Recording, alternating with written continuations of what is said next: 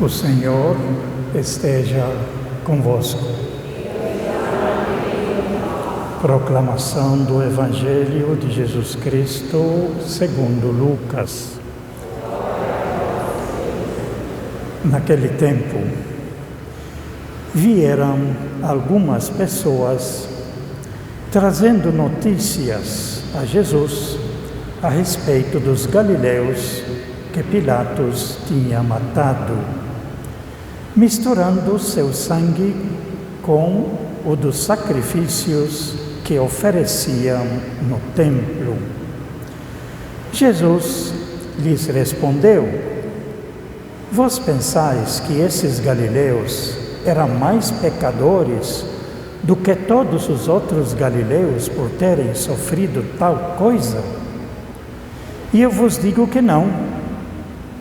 Mas, se vós não vos converterdes, ireis morrer todos do mesmo modo.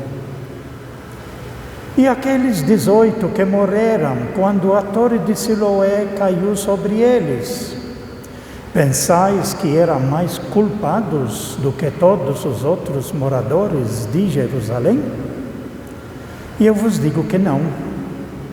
Mas, se não vos converterdes, ireis morrer todos do mesmo modo. E Jesus contou esta parábola. Certo homem tinha uma figueira plantada na sua vinha. Foi até ela procurar figos e não encontrou. Então disse ao vinhateiro: Já faz 3 anos que venho procurando figos nesta figueira e nada encontro. Corte-a. Por que está ela inutilizando a terra? O vinhateiro, porém, respondeu: Senhor, deixa a figueira ainda este ano. Vou cavar em volta dela e colocar adubo. Pode ser que venha a dar fruto. Se não der, então tu a cortarás. Palavra da salvação.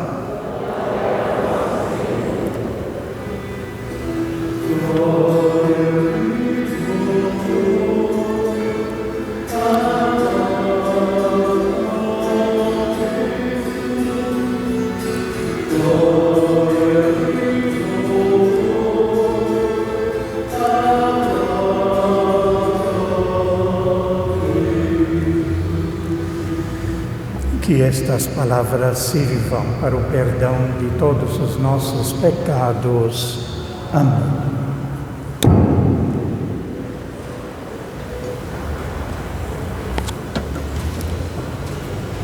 Nós estamos já entrando no meio do nosso tempo quaresmal.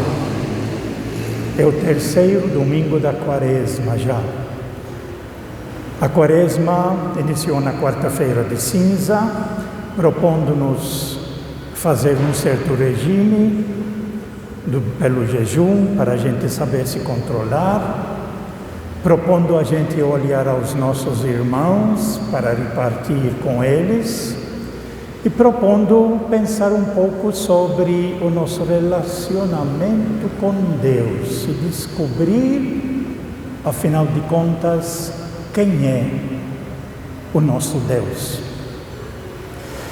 Depois a igreja nos apresentou no 1º domingo da quaresma uma coisa muito importante, onde entre 2 caminhos, é o caminho que Adão e Eva pegaram, segundo a sua cabeça, os seus próprios projetos, ignorando a proposta de Deus, e sendo enganados enganados e levados a fazer coisas pensando que iam ser os tais, e aí acabaram afundando e perdendo. E outro caminho, a igreja nos apresentou no primeiro domingo da Quaresma, um outro caminho, onde nos apresentou então Jesus, tentado.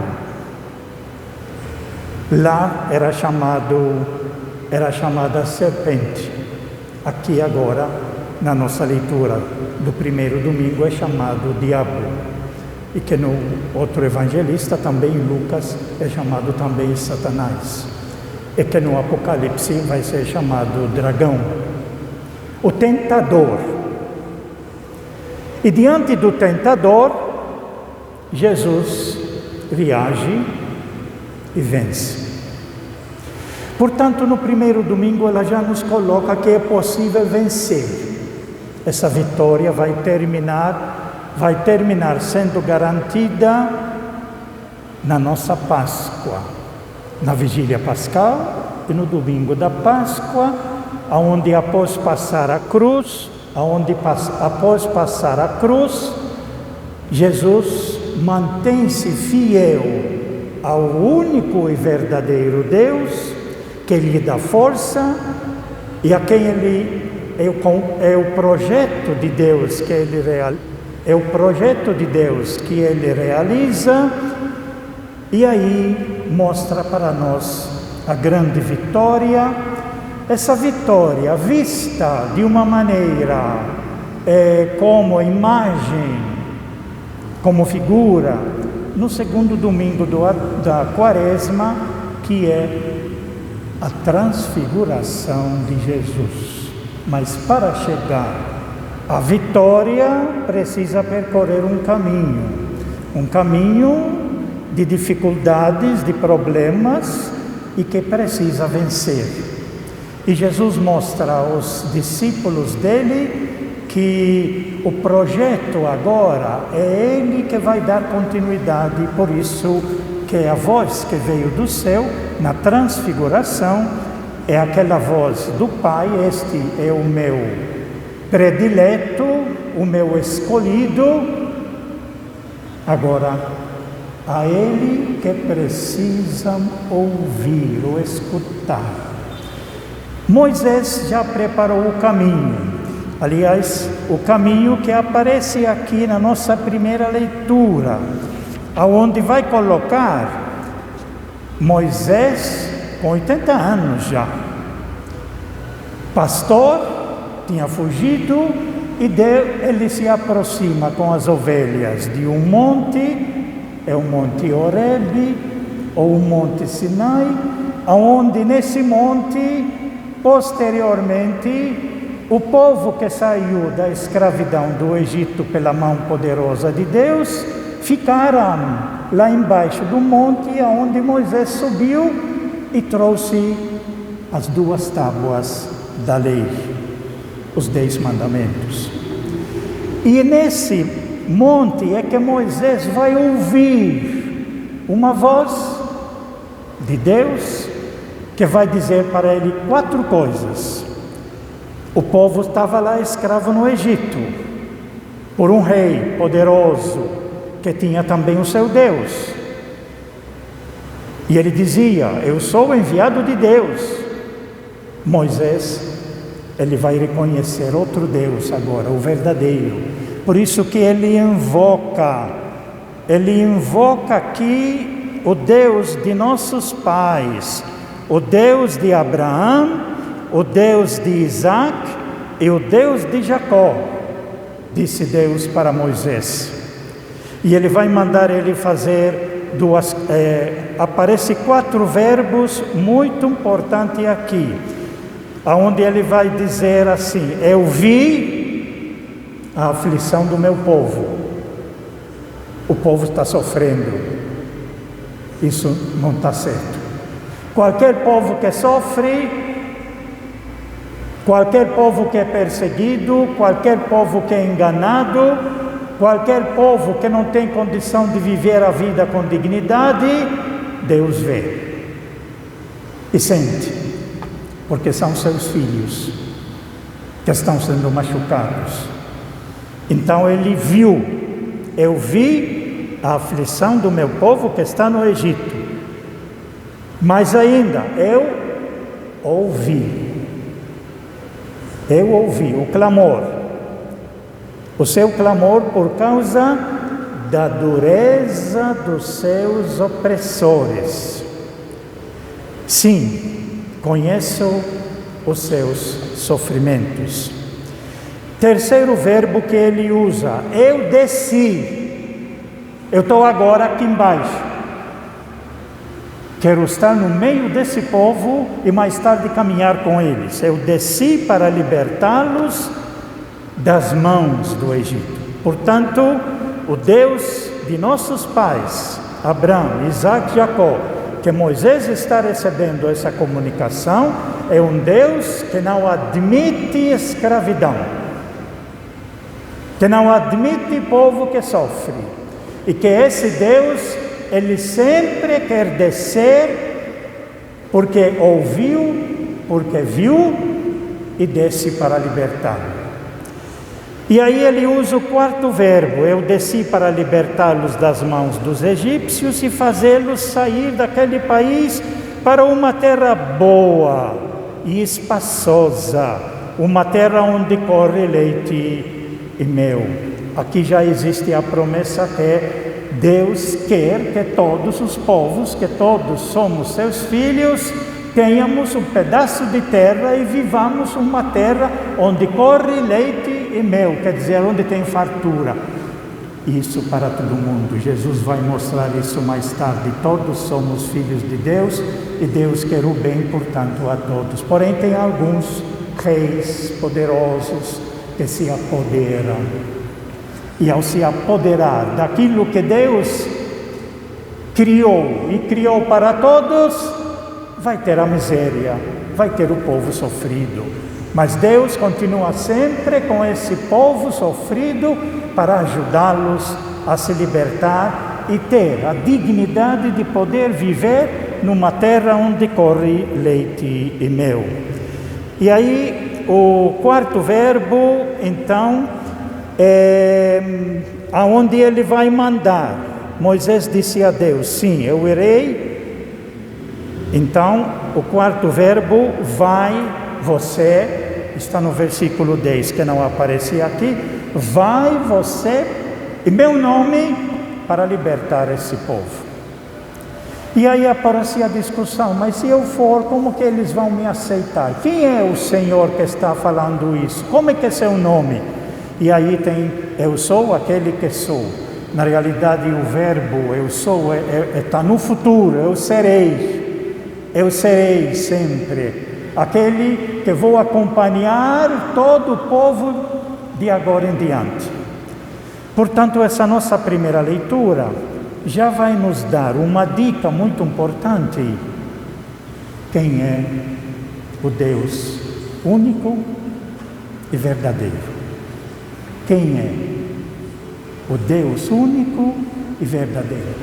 Sempre aquele que tem todos nós como seus filhos, e que Ele quer o bem a todos nós, e que quando Ele vê alguém explorando, escravizando outros, Ele se levanta, e Ele diz, isso não está certo, não pode continuar assim, não pode um filho meu, criado por mim, escravizar um outro filho meu.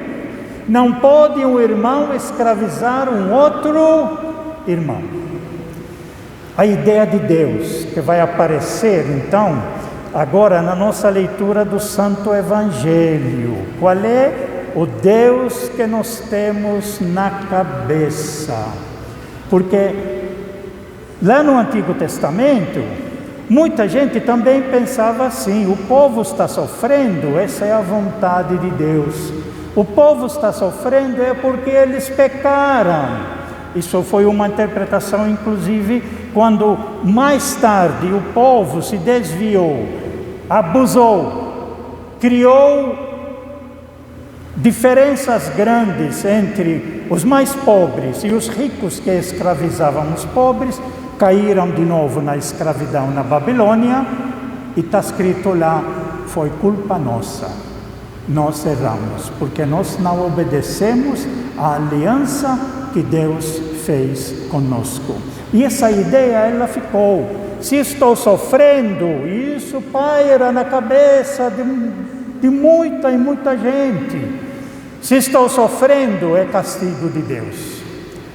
Se estou perdendo, é castigo de Deus. É Deus que está me castigando. Se eu fiz alguma coisa errada, Deus vai me castigar. São ideias que Jesus vai nos corrigir. Então, na nossa leitura do Evangelho, um grupo de pessoas se aproxima de Jesus, trazendo uma notícia, dizendo assim: teve Pilatos, que era um rei carrasco, representado dos romanos, que quando um grupo dos galileus, eles foram visitar o templo, ele pegou, mandou os seus soldados e matou esse grupo todo. E misturou até o sangue dele com o sangue dos animais, onde fazíamos sacrifícios lá no templo. E aí eles vão perguntar para Jesus: e aí? Foi castigo de Deus? E Jesus vai responder.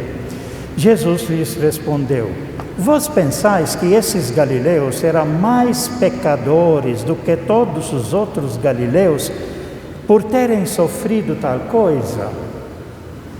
Quer dizer, eles foram vítimas dessa ação de Pilatos de matá-los, porque eles eram mais pecadores do que todos os outros galileus? E aí Jesus vai continuar. E quando teve aquele caso lá de Siloé, quando a torre de Siloé caiu em um acidente, e que matou não sei quantas pessoas, aqui fala, e que matou várias pessoas, 18, e aqueles 18 que morreram, quando a torre de Siloé caiu sobre eles, pensais que eram mais culpados do que todos os outros moradores de Jerusalém? E Jesus vai responder: eu vos digo que não, mas se não vos converterdes, ireis morrer todos do mesmo modo. Portanto, o assunto aqui primeira parte é a conversão que na segunda carta, na carta de São Paulo aos Coríntios, que a igreja nos colocou junto, ele coloca, Paulo, o exemplo dos nossos antepassados, do que foi passada. E aí a importância da gente não esquecer o que aconteceu no nosso passado, porque o nosso passado, de tudo que aconteceu, é uma formação, é uma educação. Nós aprendemos do exemplo daqueles que viveram antes de nós.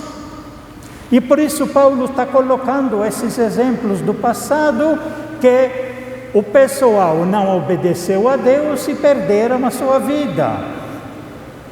E agora, Paulo, nós precisamos pensar. E aí a última frase que São Paulo fala é exatamente essa: portanto, quem julga estar de pé, tome cuidado para não cair. Quer dizer, quem pensa que está tudo certo e não toma providências, cuidado que facilmente você pode cair. Por isso precisa aprender sempre a conhecer, a se educar e a crescer. E principalmente crescer na maneira como nós pensamos quem é Deus, que vai ser revelado agora na nossa última parte do nosso Evangelho, onde Jesus vai colocar uma parábola. E nesta parábola, Jesus ele vai dizer assim: certo homem tinha uma figueira plantada na sua vinha.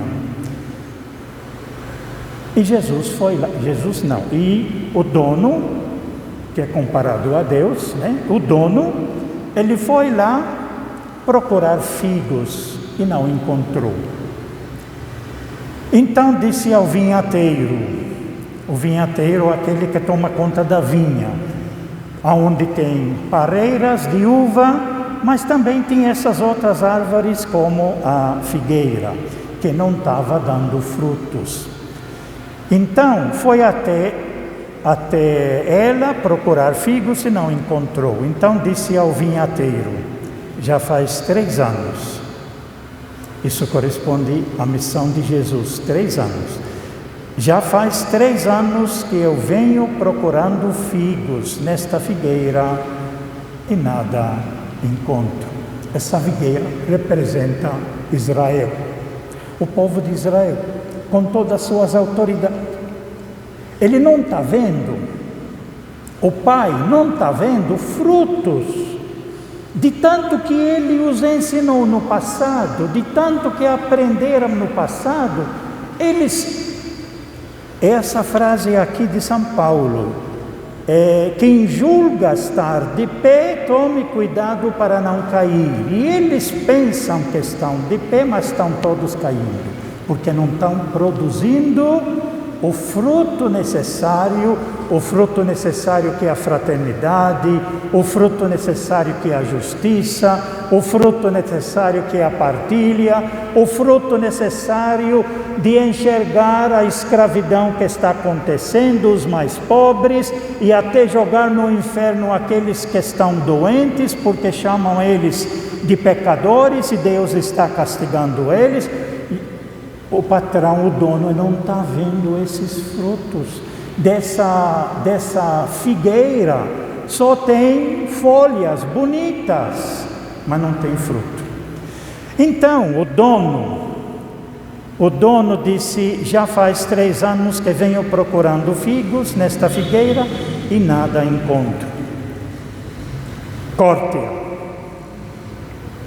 porque está ela inutilizando a terra. Ela está inutilizando a terra. Corta. Aí o vinhateiro então respondeu ao dono, Senhor, ao dono é Deus, o vinhateiro é Jesus.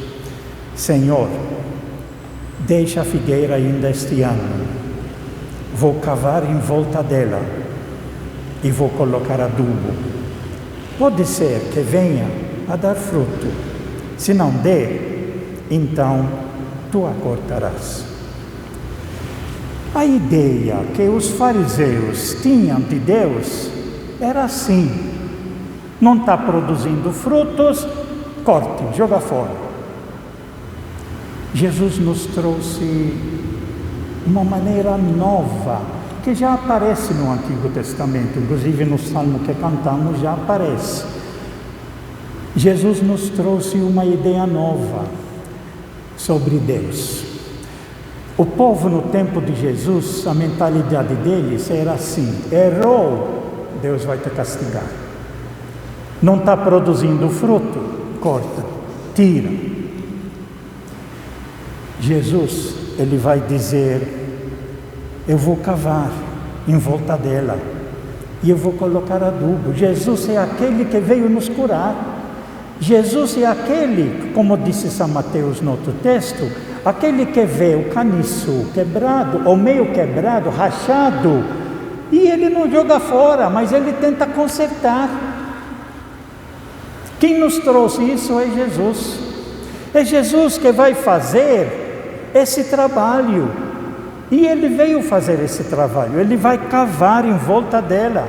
E ele vai colocar adubo. Ele vai cuidar. Por isso que no Evangelho todo, desde o início até o fim, aparece esse Jesus se aproximando de todos os quebrados, dos doentes, dos leprosos, dos cegos, dos perdidos, dos considerados pecadores. Ele está lá no meio dos quebrados para zelar por esses quebrados, dar vida nova para esses quebrados. Só que os fariseus e os doutores da lei não tem jeito, não vão se converter.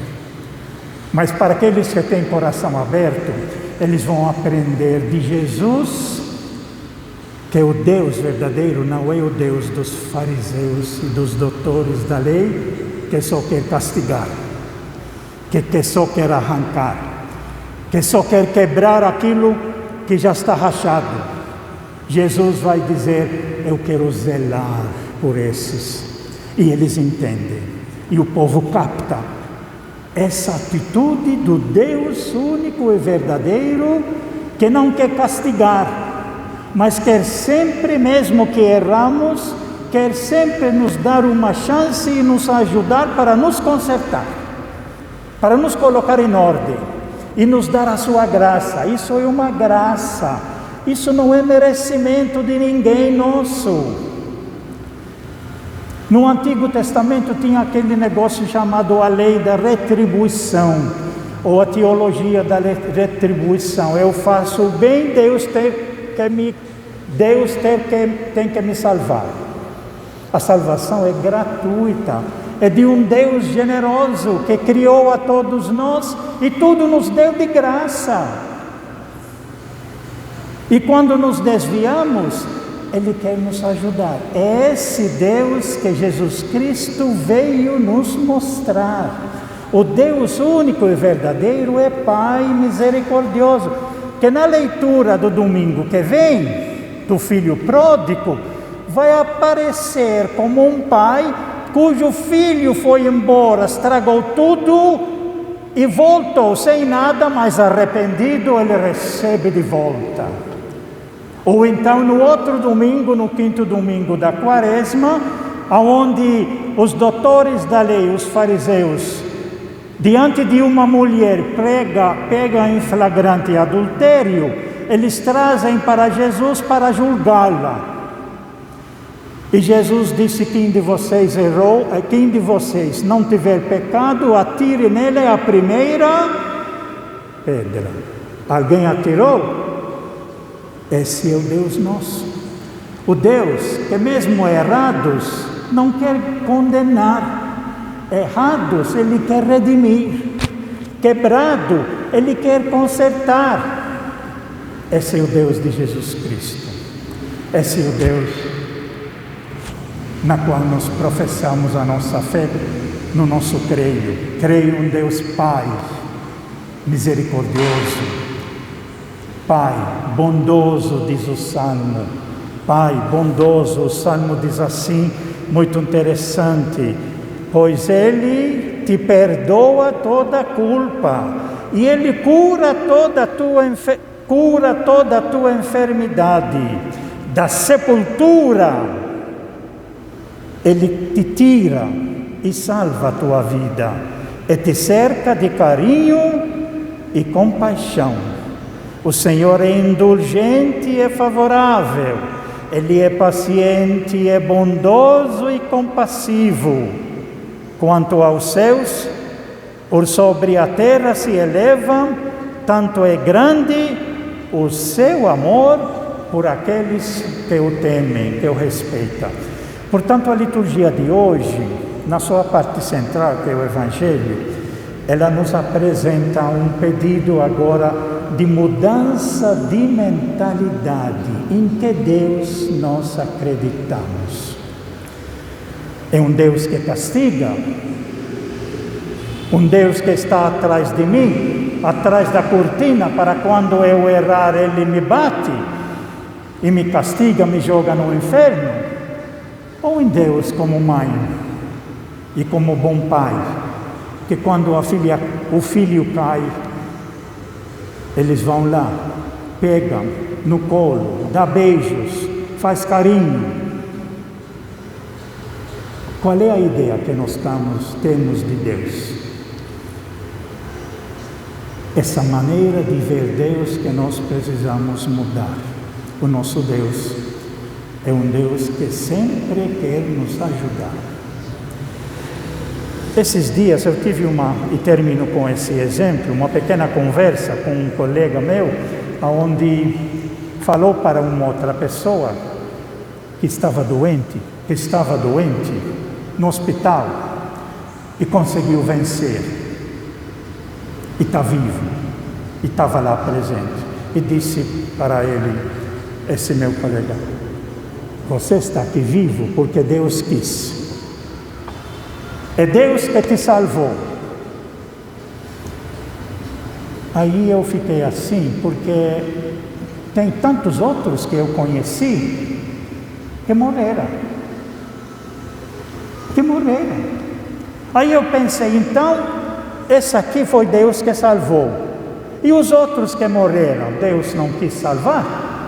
Que Deus é esse que salva alguns e faz perder os outros? Não somos todos seus filhos? É um questionamento muito grande. Qual é o Deus que esse meu colega tem na cabeça? A vontade de Deus é essa. Se ele redime e outro se ele afunda. É a vontade dele. Que Deus é esse? Enquanto Jesus nos ensina o verdadeiro Deus, Deus sempre quer nos salvar. Deus sempre quer nos ajudar. É essa conversão que nós precisamos fazer, essa mudança de mentalidade muito importante. E eu sempre, quando alguém, se for a vontade de Deus, eu sempre falo, Deus sempre quer o bem. Deus sempre quer ajudar. É a nossa falta de fé, muitas vezes, que não nos faz crescer. Por isso, a conversão nossa que é pedida, e se vocês não se converterem, vai acontecer a mesma coisa. E o que nós precisamos mudar, como enxergamos Deus. O nosso Deus é Pai, é misericordioso, sempre quer o bem a todos. Louvado seja nosso Senhor Jesus Cristo. Creio